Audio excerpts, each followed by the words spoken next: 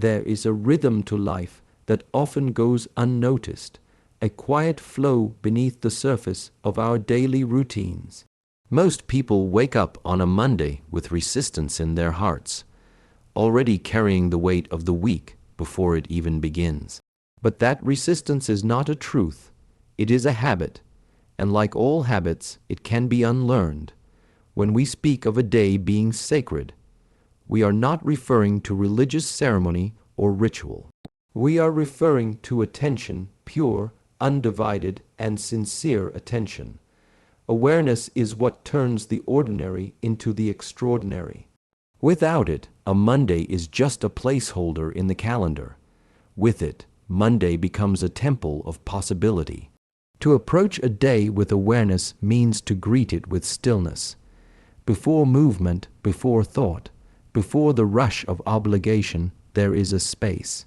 That space is where sacredness begins, not in the loudness of the world, but in the quiet recognition of life unfolding within you. A single inhale taken consciously upon waking can redirect the path of your entire day. That breath is not trivial. It is a reminder you are alive, you are aware, you have a choice. Choice is the doorway to freedom. And each morning you are offered one, to enter the day as a prisoner of the past or as a student of the present. Most walk into Monday like victims.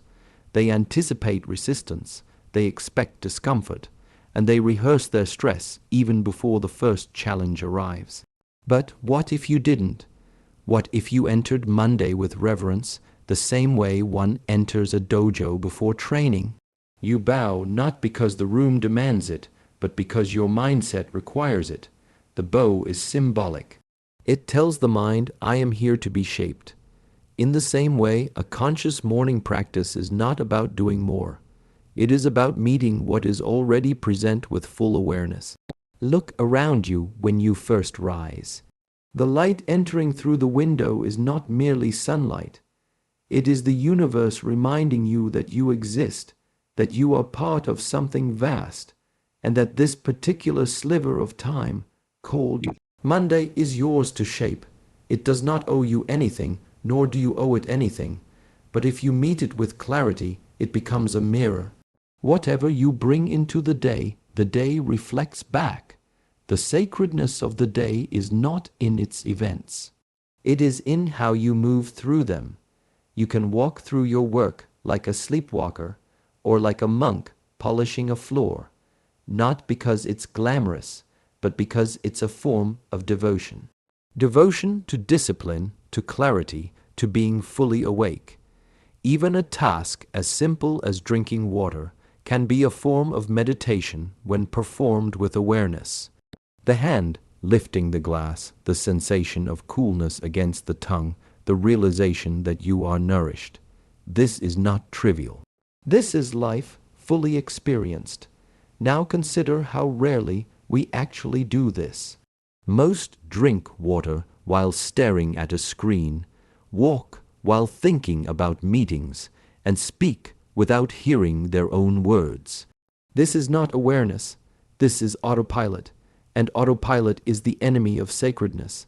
The antidote is not retreating from the world, but entering more deeply into it. Entering Monday not with haste, but with deliberate pace, not to get it over with, but to walk through it like a form of training. Life, after all, is your greatest teacher, and every Monday is a new class. The curriculum is the same: presence, discipline, humility. But the test is always different. Some Mondays test your patience, others test your strength, but all of them test your awareness. Awareness is a muscle, and like any muscle, it must be trained. You train it by returning again and again to the present moment. When the mind wanders, return. When emotion overwhelms, return. When the noise of the world grows loud, return. Each return is a repetition, and over time you grow stronger in presence. Monday is simply the first repetition of the week. To those who complain about the day, it is just a burden. To those who awaken fully, it is an altar. Sacredness is not granted by circumstance. It is cultivated by attention. When your eyes see beyond surface, even routine becomes ritual. Brushing your teeth, tying your shoes, opening a notebook, these are not delays to your day. They are your day. They are the way you enter it, and how you enter is how you live. In the Shaolin tradition, it is said that the way you do one thing is the way you do everything. This is not a rule.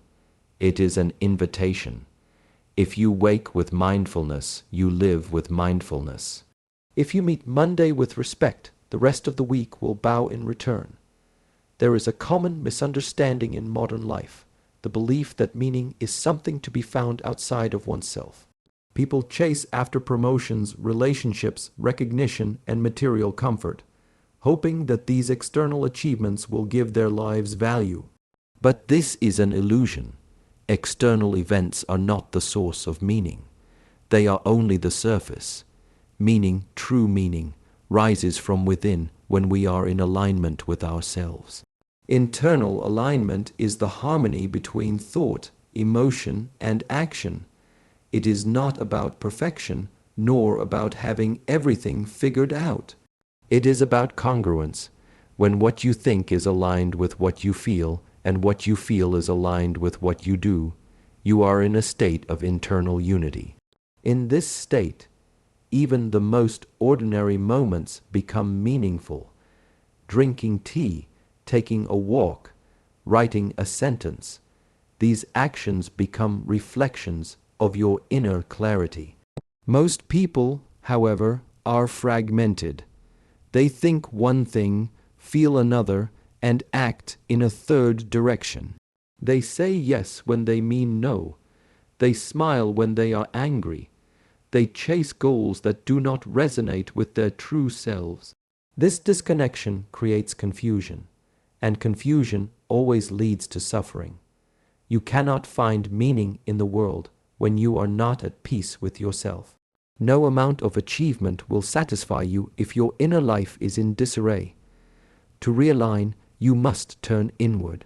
You must become still enough to hear your own voice, not the voice of society, not the noise of expectation, but the quiet, steady voice that speaks from within. This voice does not shout, it whispers, and it only becomes audible when the mind is not consumed by distraction. Meditation is one way to reconnect with this voice. Silence is another. Simplicity in daily living can also bring you back to yourself. Internal alignment does not require a specific place or ritual. It requires honesty, honest attention to what you are feeling, to what you are choosing, and to whether your actions are in service of your deeper values or in rebellion against them. External events, no matter how grand, are impermanent. The joy they bring fades, the pain they cause softens. They come and go like the changing of weather. If your sense of purpose depends on them, then your peace will always be conditional. You will become a prisoner of circumstance. But when you are aligned, you begin to realize something profound. External success is not the measure of your worth. Your peace, your clarity, your discipline. These are the signs of a meaningful life. Many people wait for something dramatic to give their life meaning. A new career, a spiritual awakening, a major life event. But meaning is not something that comes from the outside and enters you. It is something that awakens inside when you meet your life directly, when you stop wishing things were different and instead accept what is with full presence. That is when meaning emerges. You can be sitting alone in a quiet room and experience more purpose than someone standing on a stage receiving applause. Because the applause is noise, but presence is truth, there is a reason why monks and spiritual practitioners often live simple lives. It is not because they reject the world, but because they understand that complexity often clouds alignment. The more noise, the more distraction. The more distraction, the harder it is to hear your own clarity. When you simplify your life, not just externally, but internally, you create space. And in that space, meaning arises not as a result of what happens, but as a reflection of who you are in each moment. When you are aligned, your work becomes a meditation. You are not chasing rewards. You are expressing your nature. You sweep the floor not to impress someone, but because a clean floor brings clarity to the mind. You train not to win a fight, but because training sharpens discipline. You speak not to persuade, but to offer truth. These are not grand events, yet they carry profound meaning when they come from inner alignment. The world outside will never be completely in your control. People will change, plans will fall apart, outcomes will surprise you. If you are waiting for external stability to feel fulfilled, you will be waiting your entire life. But when you cultivate internal stability, you carry your meaning with you like a lamp in the dark. No matter where you walk, that light stays with you. It illuminates not the path, but your presence on it. Alignment also brings strength. It allows you to endure difficulty without collapsing. When you are misaligned, you bend easily. Small problems feel overwhelming, but when your inner world is settled, you are less reactive. Challenges become part of the training. Failure is no longer a threat, but a teacher. Success is no longer a peak, but a byproduct of showing up with consistency and purpose. This is how internal alignment creates meaning, not through what happens to you, but through how you stand within what happens. In the mind of someone distracted, the ordinary appears as mundane. It is overlooked, dismissed, taken for granted. But in the mind of one who is disciplined and moves with intention, there is no such thing as a meaningless action. The simple becomes sacred. The repetitive becomes refinement. Every task, no matter how small, becomes an opportunity for transformation when it is approached with clarity and consistency. Discipline is often misunderstood. It is not harshness nor punishment. Discipline is the decision to meet life fully without escaping. It is the choice to show up again and again with presence even when motivation is absent, even when comfort calls. Discipline is the strength to carry intention through resistance. It is the root of mastery in all things, whether in movement, in speech, or in thought. Intention gives direction to that discipline. Without intention, discipline becomes mechanical, and its energy is wasted. But when intention is present, when your actions are aligned with purpose, then even the smallest act is infused with power. Sweeping the floor becomes a way to sweep the mind. Preparing a meal becomes a meditation on care. Listening deeply becomes a gesture of respect and selflessness. It is not what you do, but how you do it that elevates the moment. A day is filled with countless actions. Most of them are small: brushing teeth, folding clothes, walking from one room to another. These are not obstacles to overcome in order to reach something more important. They are the very material of your life. When discipline and intention guide these moments, they become a mirror. In that mirror, you see the depth of your attention, the strength of your will, and the clarity of your heart. Consider the martial artist. A simple punch, repeated thousands of times, becomes extraordinary not because the technique changes, but because the practitioner changes. With each repetition, awareness deepens, the body adapts, the mind sharpens. What was once clumsy becomes graceful. What was once effort becomes flow. This transformation is not magic. It is discipline refined by intention. The same applies to your daily life. If you approach a Monday morning with the mindset that it is dull, routine, or difficult, then that is what it becomes. But if you rise with intention, If you remind yourself why you are here, what you are cultivating, and who you are becoming, then the morning is transformed. Your actions carry weight, your posture changes, your speech softens or sharpens according to purpose. This is the essence of intentional living. Discipline also creates trust in yourself.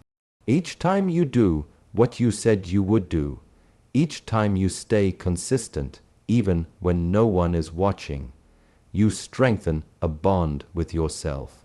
You no longer rely on fleeting emotions to guide your actions.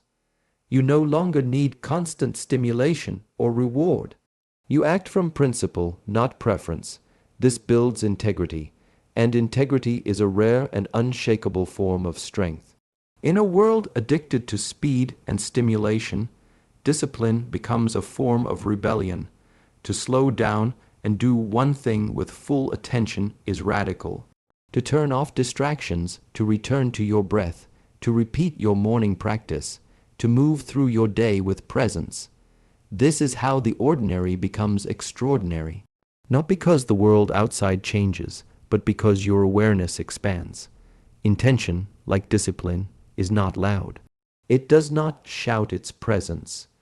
It lives in quiet decisions, to listen before speaking, to wake up before the sun, to maintain posture even when tired, to breathe before reacting.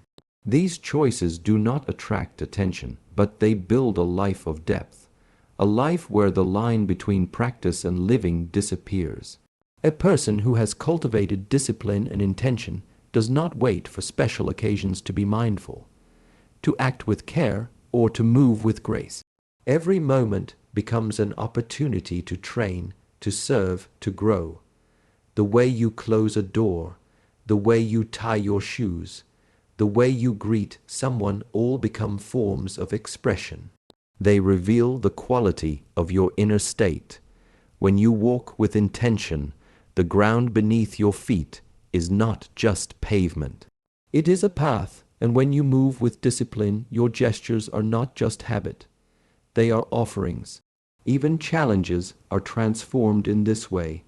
To someone undisciplined, a challenge is a source of frustration. But to someone walking the path with intention, a challenge is a sharpening stone. It is a chance to apply what has been practiced, to reveal what remains untrained. Through this, difficulty becomes teacher, setbacks become feedback, and the repetition of daily life becomes a sacred training ground. Nothing needs to be extraordinary for you to experience transformation. What matters is not the size of the action, but the depth of your engagement with it. This is why discipline and intention are the true forces of alchemy. They take what is common and reveal what is hidden within it. In the pursuit of strength, many focus on control over people, outcomes, emotions, and circumstances. The mind believes that by tightening its grip, it can prevent disorder, prevent pain, prevent failure. But this is an illusion. Life does not obey the hand that clenches. It flows around it, like water bypassing a closed fist. True strength is not found in domination, but in calm presence. Not in bending the world to fit your will, but in standing still and clear within it, unmoved by its noise. Calmness is not passivity. It is not weakness. It is not indifference. Calmness is a steady flame that does not flicker when the wind rises. It is the result of deep self-understanding, of consistent inner training. It is the ability to remain rooted even as the surface of life shakes. While others rush to react, to fix, to panic, the calm person pauses, observes, breathes. From that pause comes clarity. From that clarity, the right action arises not as a reaction, but as a response aligned with purpose. Control is a pursuit of the ego. It wants everything predictable, secure, explainable. But life is not a machine. It is a living, breathing rhythm. It changes, it surprises, it humbles. If you depend on control to feel strong, your strength is unstable. The moment something defies your plan, your mind collapses. You feel weak, lost, threatened. But when your strength is rooted in presence, in simply being fully here without needing things to be different, you are unshakable. Because no matter what happens outside, your foundation is within. Presence is not simply physical stillness. It is the awareness that sees without judgment. It is the quiet watcher behind thought and emotion. Most people are so identified with their reactions that they do not even realize how deeply controlled they are, not by others, but by their own mind. A thought arises and they obey. A fear appears and they shrink. A desire whispers and they chase. This is not freedom. It is slavery to the unconscious. Calm presence is freedom from that slavery. It does not mean emotions disappear. It means you are no longer ruled by them. To cultivate calm presence, you must train the mind as one would train the body. You begin by observing. Watch your reactions. Notice how quickly the urge to control appears when plans change, when someone disagrees, when discomfort arises. That urge is a teacher. It reveals where your attachment lives, and wherever there is attachment, there is fear. But when you breathe, when you stay with the moment without grasping, you begin to see. You are not your fear. You are not your control. You are the awareness behind them. This shift is powerful. In it, your energy changes. You speak less but with more weight. You act slowly but with more impact. Others sense it, not as force but as presence. A quiet strength that does not need to prove itself. That kind of presence cannot be faked. It comes only from facing yourself again and again until the layers of noise fall away. In martial arts, the strongest fighter is not the one who attacks wildly or who controls every move with rigid planning. The strongest fighter is relaxed, balanced, ready, because they are present. Their power is not in their muscles, but in their awareness. They are not lost in anticipation or memory. They are here fully. That is what makes them dangerous. That is what makes them unbreakable. In the same way, life responds to those who meet it with calm presence.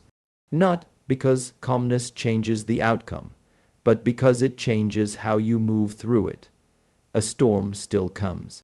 But if your roots are deep, you do not break. You bend, you adapt, you remain. There is no panic in you, only focus. No confusion, only breath. This is not passivity. This is mastery. The attempt to control others often comes from a deep fear of losing oneself. But the calm person knows they cannot be lost because they are not scattered.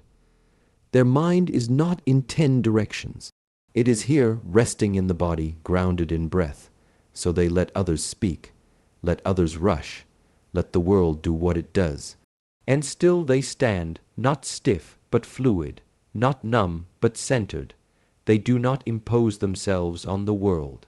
They become a mirror to it, and in that reflection they influence more than control ever could. This kind of strength cannot be found in books or theory. It must be lived. It must be trained through silence, through solitude, through returning again and again to the present moment, especially when it is uncomfortable, especially when you feel the urge to run, to argue, to force. That is the moment when calm presence must be chosen, not because it is easy, but because it is the only path to real strength. Power that depends on conditions is not power. Calmness is unconditional. It arises from knowing yourself deeply and from being unafraid to stand still in the fire of life without losing yourself. The fire reveals your shape, your truth, your presence. Control demands the fire disappear. Presence lets it burn and remains untouched